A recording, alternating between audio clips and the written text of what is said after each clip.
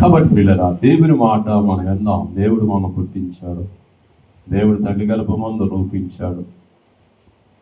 తల్లి గర్భమందు మరి మనకన్నీ కూడా అవయవాలు ఇచ్చాడు, చక్కగా మంచి రూపాన్ని ఇచ్చాడు, మంచి అందంగా నిన్ను పుట్టించాడు. అయినా సరే దేవుని మాట వినకపోతే అగ్గిలోకి వెళ్ళిపోయిన తర్వాత మసి అయిపోతాం, బూడిదైపోతాం, మసి బూడిద.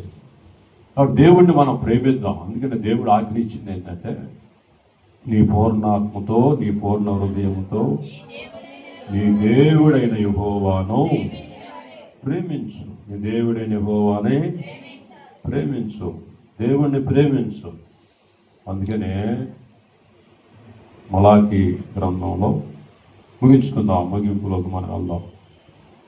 దేవుడు నిన్ను ప్రేమిస్తూ ఉన్నాడు. చెప్పండి అందరూ కూడా, దేవుడు నన్ను ప్రేమిస్తున్నాడు.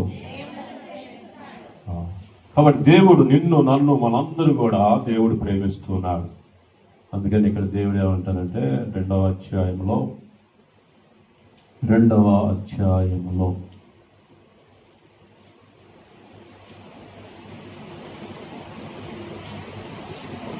14వ వచనం.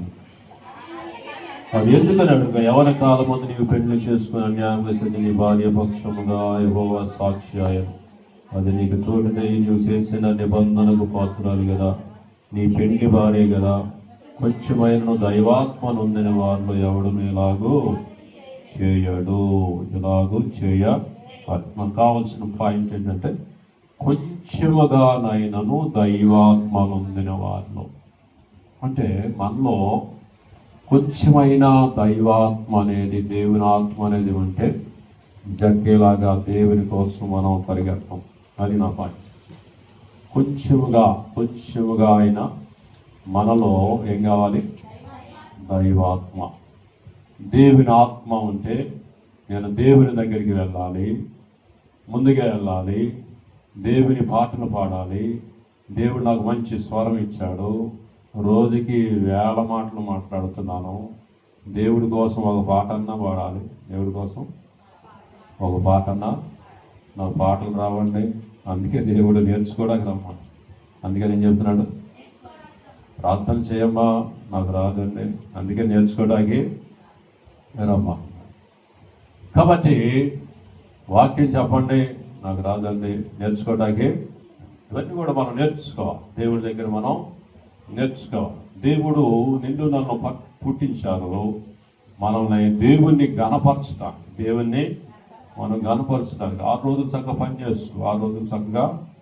చేసుకో.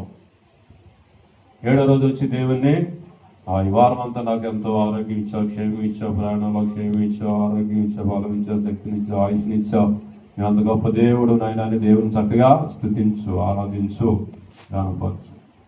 7వ రోజు కూడా నువ్వే